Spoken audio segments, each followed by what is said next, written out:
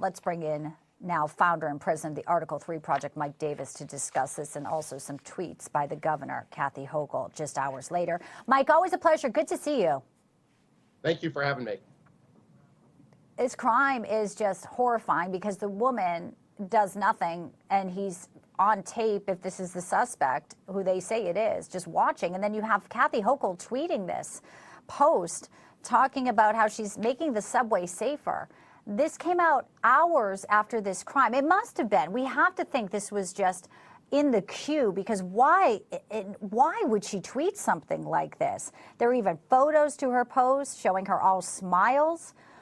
Richie Torres blasted her, say, why is she taking a safety lap? Is there any reason you think she would do this? Do you think this was intentional to kind of distract from the story?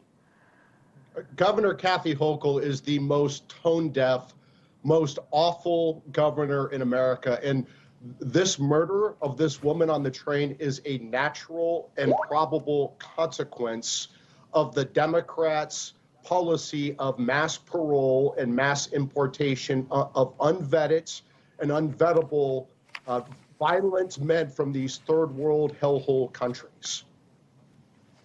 You know, what's so sad, too, is my daughter lives in Brooklyn, and I tell her you can't take the subway. I mean, people need to take the subway to get to work.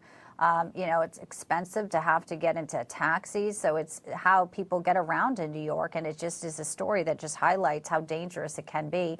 I want to get to another story we're tracking today. That's about Matt Gaetz. You know, he's no longer a congressman. He's stepped down. He's taking another job in media. But House Ethics now says they're going to release this report that they did on, you know, his alleged sexual misconduct and reported drug use.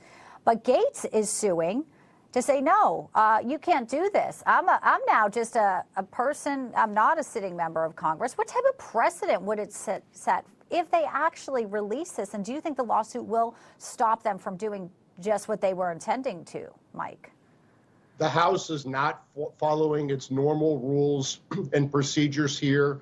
This is a one-sided report. This is a political drive-by shooting, and Matt Gaetz does not have the opportunity to go through the House ethics process through a proceeding and dispute these allegations. For example, Matt Gaetz is saying on Twitter that the testimony is very clear that these girlfriends he had were not getting paid for sex. And that is, you know, if you're saying that if you're saying he's engaged in prostitution, that requires paying for sex, which the evidence in here makes very clear he did not do.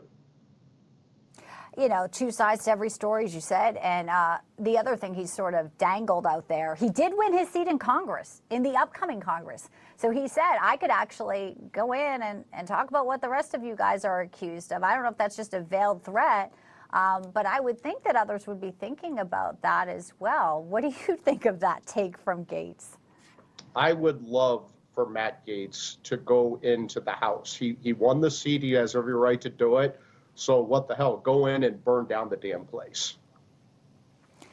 Well, we're going to watch and see. Obviously, this story may develop over the holiday week. Before we let you go, we know Luigi Mangione was in court today. He has a high-powered attorney now. He's been perp-walked everywhere.